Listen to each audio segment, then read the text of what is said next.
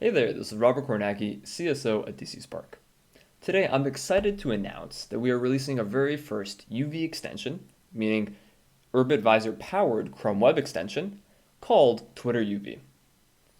This is an exciting milestone for us because this is really the first major use case past Urbit dashboard, which is much more to show off what's possible with Urbit Visor for web apps and kind of more of a test app, while we have Twitter UV today, which is really the first end user focused Urbit Visor powered app or extension. And this is really going to be what sets the pace and the tone for further developments in the UV ecosystem, meaning both web apps and extensions, as it really shows what is possible from a user experience standpoint when you use Urbit Visor. Twitter UV specifically enables users who are on Twitter, where there's a lot of content, and many Urbit users actually are on Twitter still, just because while Urbit is a great experience, there aren't that many people, and so a lot of the good content still remains on Twitter. That being the case, the whole point of Twitter UV is to effectively act as that bridge. So even though there's a lot of good content still on Twitter, and many people are browsing it, rather than having to take 8.5 steps, find the tweet you are interested in, okay, copy the link, okay, open landscape, do 3-4 clicks to find the group, finally paste it, which is all very slow, cumbersome, and it's not a good UX, and so many people don't end up sharing as much content as they want. Or we also have the archival purposes, right? And when you're trying to archive tweets or content or take whole threads of tweets, this is something that's not doable manually. And if you try and copy paste each tweet, it's formatted badly, the links take an extra 3 clicks, and it's just a big mess. And so what Twitter UV does is it simplifies all of that. So just at the click of a button, you can either share the link, the full tweet, or unroll an entire thread from Twitter into any single Urbit chat, Urbit notebook, or Urbit collections. And so this really acts both as a way of bringing more content into the Urbit ecosystem. So when you have your groups and you want to talk with others about whatever is happening on Twitter, you can easily bring that into a chat and just go straight into your commentary and share that with others. But this also acts as a great way to archive content because that's something we've seen more and more with a lot of content being on Twitter these days. You also want to have some content that's easily searchable, indexable, and in your Urbit ship so that it never gets lost. With that said, let's kind of jump into how to go about installing Twitter UV and actually experiencing it for yourself. The GitHub repo is open source, it's all public, so feel free to check this out. But for most people, you'll actually want to go to the Chrome Web Store and search for Twitter UV. The link to this will be under this video and also probably on Twitter and most places you can look for Twitter UV. Before we jump right into installing Twitter UV and showing you the experience, do note I have the Urbit Visor extension installed and I have connected to my local moon.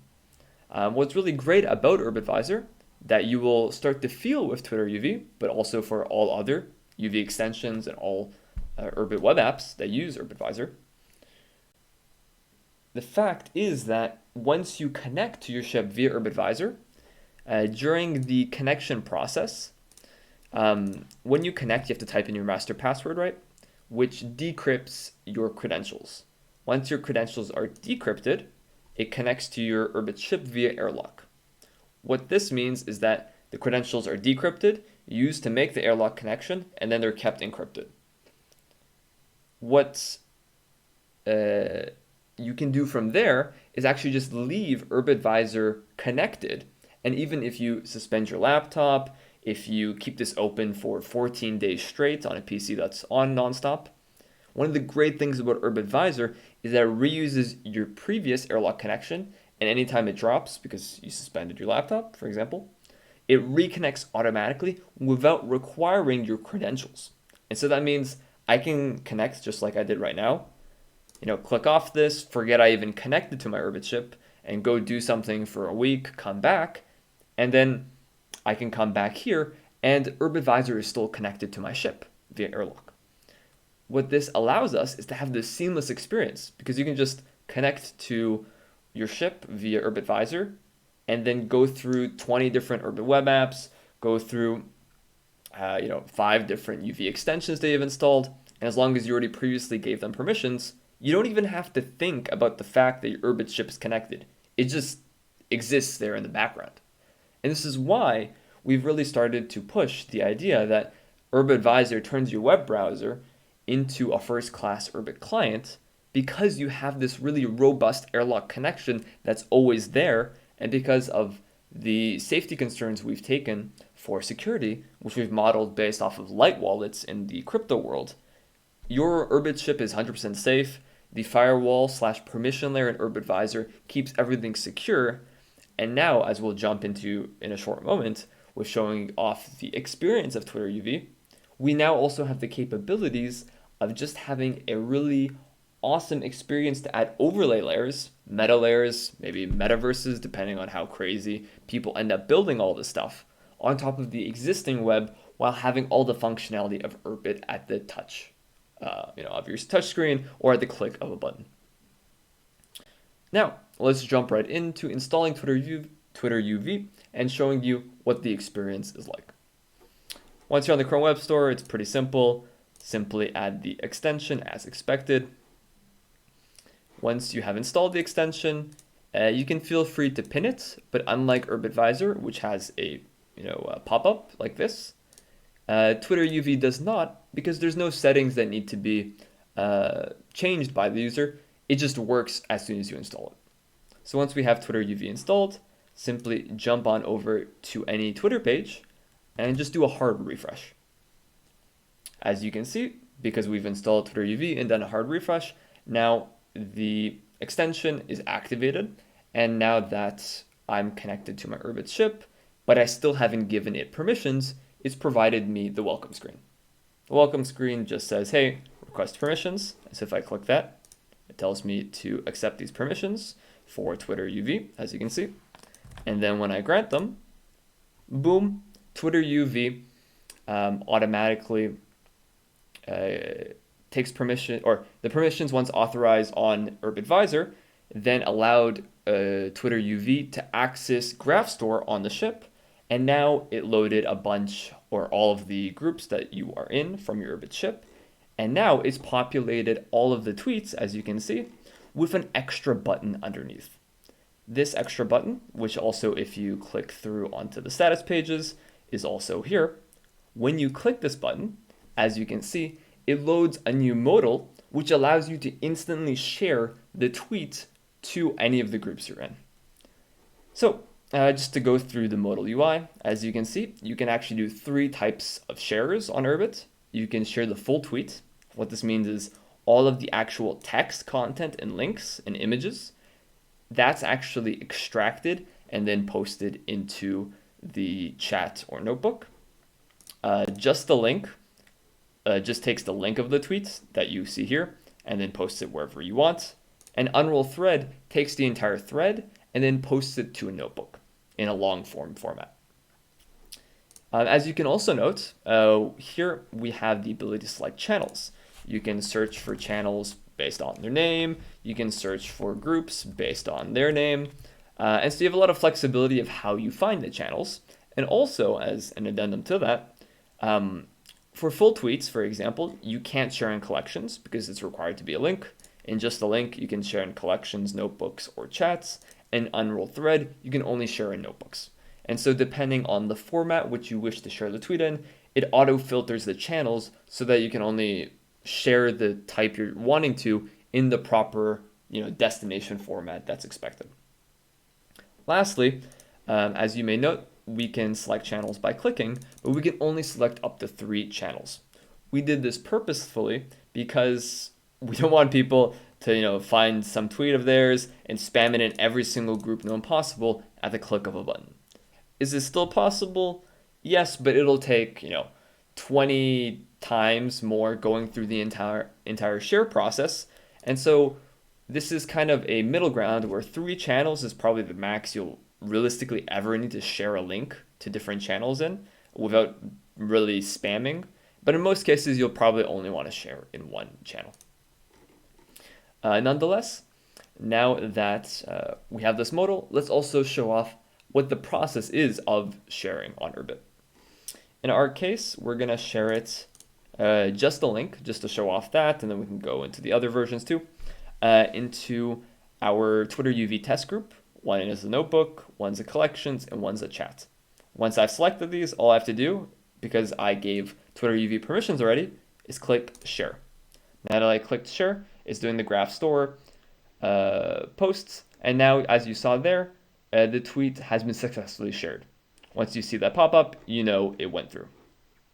To show that off, as you can see, I have landscape open here, and this is the link which just was shared via Twitter UV. So as you can see in the chat, unfortunately it's taking a little bit to load, but it submitted the link. If you look at collections, it also submitted the link. If you look at the notebook, it also submitted the link. Likewise, we can share the full tweet. So for now, I'll just do it in the chat to show off. Cool, tweet shared. Now we go to the chat. And see here is the actual full tweet. In this format, it shares the link itself as well. So if someone wants to go back to the tweet itself, it says who the tweet is by. And if you click this, it goes back to the tweet, posted on what date, time, and then the content. Lastly, let's jump back and look for a thread to show off the unroll feature of Twitter UV. For example, this is a 2-tweet thread. Pretty simple. We can go here, unroll thread, go into Twitter UV notebook, and now that it's shared, we can jump to the notebook and see the thread. As you can see, this formats the threads into discrete paragraphs separated by the index of the tweet in the thread. And so it actually took the contents of the tweet, posted it, separated by the index, and then posts the next tweet. As you can see, images are also actually parsed out of the tweets themselves. And so when you unroll threads, you actually unroll all the images. And so it feels primarily like it feels properly rather, like you're actually reading through the thread as expected, as if you were on Twitter, but now you have it archived locally with the images here. And potentially, you can save these images if you really, really want to archive this, because these are just links currently that are being read by notebooks themselves. And so you actually get all of the thread in a nice way to read it and also share with others. You may have seen Twitter threads with 50 tweets, and sometimes with the Twitter UI it's not very clean, and you have to click through all the images. Now you can simply unroll them into your own private notebooks just to make it easier to read, or you can share them with others in public notebooks. You can maybe create a group that's just tech threads on Twitter, for example. And then you can just have one notebook where everyone posts their favorite threads with all the latest updates in some tech industry, for example. There's a lot of potential for this, and this really opens up the doors for taking all the high value content from Twitter and bringing it into Urbit. In a sense, we're acting as curators using Twitter UV, where we're finding what's the actual valuable content on Twitter, on the old web, and we bring it over into Urbit itself and allow us to share it in these social groups and have the ability to really work off the content that already exists in the old web, but now in this new context. And just like that, these share buttons are on every single tweet. And so anywhere you are on Twitter, you can simply click the share on Urbit button, and boom, you're only a click away from sharing it into groups that you care about. I'm really excited to have this finally get out because I've been envisioning this sort of approach of really curating and taking content from the old web and bringing it onto Urbit and having Urbit Visor act as a meta layer on top of the existing web for probably half a year now. And so it's really exciting for me to finally provide this experience to all of you to now get to experience it for yourself and really set the marking point for the fact that the UV ecosystem is really starting to grow now. And as I mentioned prior, I believe we're also going to be releasing guides in the near future, probably within the next month, that really take you through step by step by step about how to use Urbit Visor as a development platform to create Urbit web apps like Urbit Dashboard, but also much more ambitious potentially in scope, and also UV extensions just like Twitter UV. There is really boundless potential here where any content that exists on the entire web can be curated, brought over, bridged back onto Urbit. Any content you have on Urbit can be bridged back on over to the web. So for example, just like how we're injecting this share on Urbit button here with Twitter UV, you could also go the other way because we're taking content from Twitter and bringing it to Urbit. You could also, for example, have the ability to have comments on a notebook that links to a YouTube video and then replace those comments in the YouTube video when you visit the YouTube page with comments from people on Urbit. And Urbit Visor can be that overlay meta layer that effectively injects the Urbit content back onto YouTube in that example. And Twitter UV is really the first stepping stone of something that's pretty high value because many people in the ecosystem still use Twitter, and because there's so much content still on Twitter, this is just something that clearly has a solid use case for both archival and sharing purposes and discussion purposes. But really there's so much potential on top of all this, and in the future integrating Urbit Visor with Flint Wallet, for example, dcSpark's light wallet, that's also a Chrome extension. Potentially, you could save mnemonics as you create a wallet straight into your Urbit ship via Urbit Visor. You could also do, complicated dApps or off-chain networking for multi-sig wallets. There's really a lot of potential of what's possible, and because there's so much content on the existing web and also so many UIs and interfaces, which may even be, SaaS apps, but with Urbit Visor, we can actually add meta layers on top of all those and take back all of our content. We can, share content that's already on these services, and effectively we get to take advantage of the billions and billions of dollars that have already been put into Web 2 and everything that is the old web, which, some of them admittedly have pretty good UIs, or they have a lot of people, or they have a lot of content. And we really get to add layers on top of that while sucking the value back into Urbit with, all the useful curated content, with all of your own personal data from these services, which typically may not even expose the content. But with Urbit Visor, you can create UV extensions which take all of your data back and store it on your Urbit ship.